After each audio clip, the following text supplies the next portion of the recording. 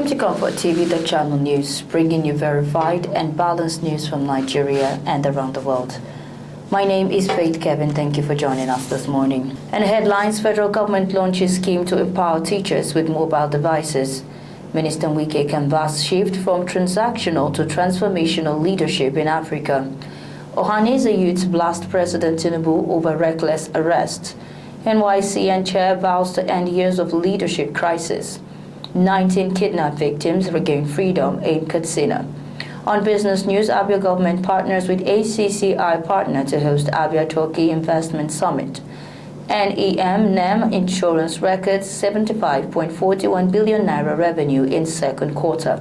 And the foreign scene, Turkish court throws out case seeking to oust main opposition leader Osihmen.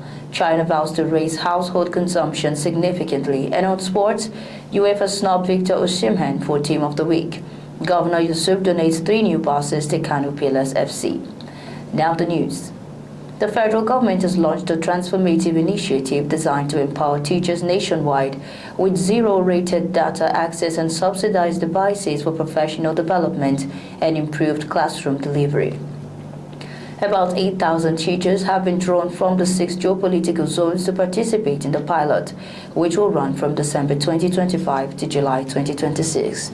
The scheme, implemented with technical support from the UK-funded Partnership for Learning for All in Nigeria PLAN program, is part of the government's commitment to advance digital learning through an educational public-private partnership (EPP) framework aligned with the National Digital Learning Policy (NDLP).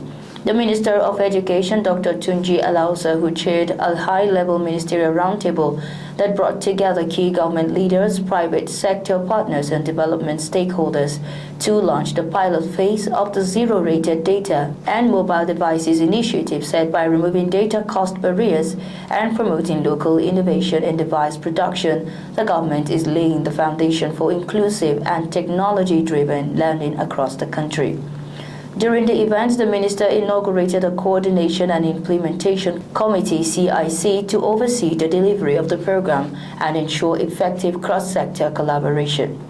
According to him, the initiative represents a major step towards integrating digital technology into the Nigerian education system, ensuring every teacher, especially those in rural and underserved areas, have the tools, content, and connectivity needed to thrive in the 21st century classroom. The committee comprises representatives from the Federal Ministry of Education, the Federal Ministry of Innovation, Science and Technology, the Universal Basic Education Commission, UBEC, the Federal Ministry of Communications, Innovation and Digital Economy, the Teachers Registration Council of Nigeria (TRCN), the Nigerian Educational Research and Development Council (NERCDE), the National Information Technology Development Agency (NITDA), and partners including PLAN, the British Council, Airtel, MTN, the United Bank for Africa, Revrika, Amazon Web Services, Greatly Tuteria, 1 Million Teachers, Oasis EdTech Hub, and UNICEF. Following months of collaboration among these stakeholders, 8,000 teachers have been drawn from the 6 geopolitical zones to participate in the pilot, which will run from December 2025 to July 2026. Participating teachers will access the federal government's eLearn platform and other approved digital resources at no cost, powered by zero-rated data access provided through partner telcos and internet exchange providers. Minister of the Federal Capital Territory (FCT), Nyesom Wike, has played what he described as Africa's entrenched culture of transactional and mediocre leadership, saying it has crippled the continent's capacity for growth despite its abundant human and natural resources. Speaking at the Innovative African Conference 2025 organized by Knowledge Africa Corporation in Abuja, the erstwhile governor of Rivers State emphasized that Africa's vast potential continues to be undermined by self-serving politics, weak governance systems, and leaders who prioritize personal gain over public service. Delivering a keynote address titled Reimagining Africa's Leadership and Investment, Minister Wike lamented that both military and civilian leadership across the continent have long been shaped by ambition and conspiracies detached from national goals. He called for a paradigm shift from transactional leadership driven by patronage and short-term gain to transformational governance anchored on vision, courage, and accountability. Minister Wike urged African leaders to rediscover the ethos of servant leadership, describing it as a leadership rooted in empathy, humility, and shared responsibility. The minister also commended President Bola Tinubu's reform-driven leadership, particularly the removal of fuel subsidy, which he described as a courageous decision that previous administrations lacked the will to undertake. The Osihmen Youth Council (OIC) has condemned the arrest of Mr. Omoyele Sowore, Aloy Ejimako, and Emmanuel Kanu, calling on President Tinubu to order their immediate release. In a statement signed by its national president, Comrade Ibuayaka, the Pan-Igbo Youth Group expressed deep concern over what it called the prevailing atmosphere of intimidation, harassment, and ethnic victimization surrounding the detention of the indigenous people of Biafra. Recall that Sowore, along with Prince Emmanuel Kanu, brother of the detained leader of the indigenous people of Biafra, IPOB Nnamdi Kanu, a former member of Kanu's legal team, Aloy Ejimako, and 10 others had earlier been arrested. The group described as shocking the arrest of human rights activist and the former presidential candidate of the African Action Congress, Mr. Omoyele Sowore, who was detained by the police last week Tuesday. In a related development, Sowore, along with Prince Emmanuel Kanu, the brother of the detained leader of the indigenous people of Biafra, IPOB Nnamdi Kanu, had been earlier granted bail after meeting all requirements set by the court. The court had approved a bail of 500,000 naira each, with two shorties residing within the Federal Capital Territory holding valid identification and providing 3 years of tax clearance. However, despite fulfilling the conditions, Sowore was apprehended again by police officers immediately after the court session took place back to the Kuje Correctional Center. He is expected to be arraigned on Monday, October 27 on fresh charges connected to his recent claim that President Bola Tinubu was a criminal. The interim chairman of the National Youth Council of Nigeria, NYCN, Mr. Buhari Ibrahim Shehu, has said the council, which was once plagued by years of internal wrangling and multiple leadership claims, is on the path to reconciliation and reform. Mr. Shehu, who visited the corporate headquarters of the Media Trust Group in Abuja, said under a new inaugurated management committee chaired by him, sanity will be restored in the council for the betterment of the million of youths in Nigeria.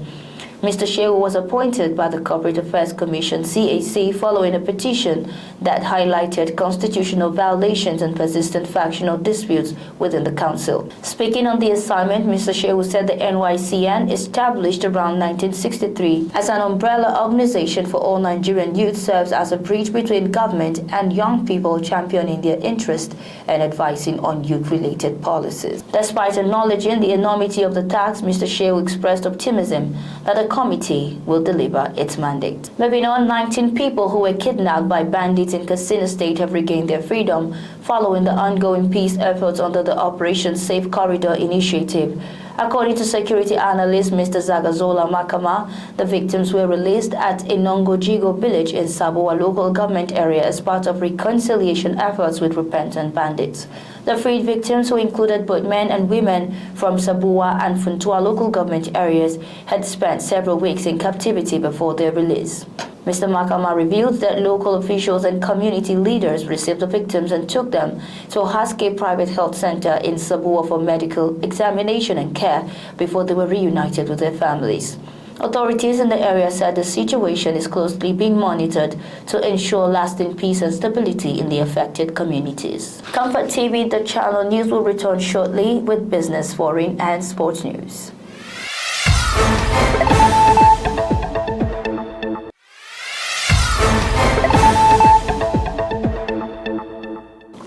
Many thanks for staying with us. This is ComfortTV.channel news. Moving on to business.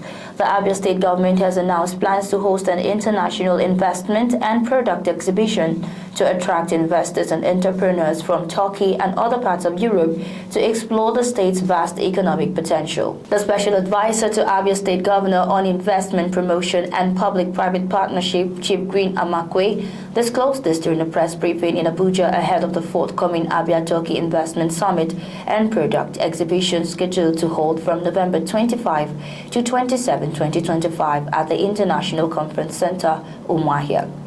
According to him, the event themed Bridging Continents, Unlocking Prosperity is part of the Abia State government's strategic efforts to strengthen trade and investment relations between Abia, Turkey, and other global partners. Chief Green Amakwe noted that the Memorandum of Understanding has been signed with the vigor of growing global enterprise, marking the official partnership for the successful organization of the summit and exhibition. He added that the administration of Governor Dr. Alex Otti is committed to creating a business-friendly environment that encourages innovation, investment, and sustainable development. He explained that the summit will serve as a platform for business-to-business B2B engagements, linking investors, exporters, and local enterprises to promote trade cooperation, joint ventures, and sustainable partnership. Highlighting the initiative's inclusive approach, he revealed that the state government is already collaborating with various chambers of commerce and industry, including those in Lagos, Kano, and Abuja, as well as the Aba and Umuahia chambers of commerce, to ensure the global summit's successful hosting. Chief Green Amakwe also appealed to the media for continuous support and constructive coverage to build public confidence in the event and amplify its objectives. Still on business, NEM Insurance PLC said it recorded strong revenue growth, earning 75.41 billion naira for the second quarter of 2025. The figure represents an increase from 45.47 billion naira recorded in the same period of 2024. Its profit before tax stood at 3.08 billion naira, compared with 17.94 billion naira in the corresponding quarter of 2024. Profit after tax was 2.66 billion naira, down from 15.48 billion naira in the same quarter last year.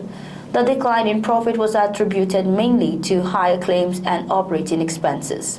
NEM Insurance reported total assets of 159.90 billion naira as of June 30, 2025, compared to 121.93 billion naira as of December 31, 2024. NEM Insurance Managing Director Mr. Andrew Ikehua was named among Business Day's top 25 chief executive officers in Nigeria for 2025. The organizers described Mr. Ikehua as a visionary leader focused on innovation, digital transformation, and corporate governance.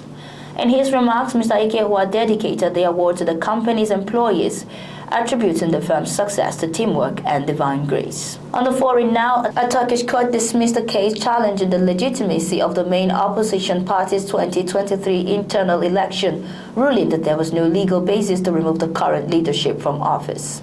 The lawsuit had sought the annulment of the 38th Congress of the Republican People's Party, or CHP, held in November 2023, which saw the ousting of longtime leader Kemal Kılıçdaroğlu over alleged electoral fraud, including vote buying and procedural violations. An annulment of the 2023 Congress could have unseated the CHP's current leader, Özgür Özel. The judge said the reason for the lawsuit had become moot because the CHP had since held a fresh vote and re-elected its leadership.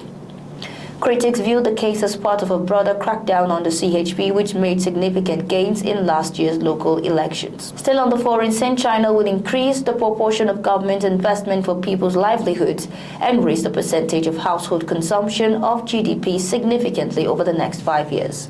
The comments came after China unveiled its outline for economic and other policy goals for 2026-2030, which showed the leadership prioritized manufacturing and technology reliance over consumption.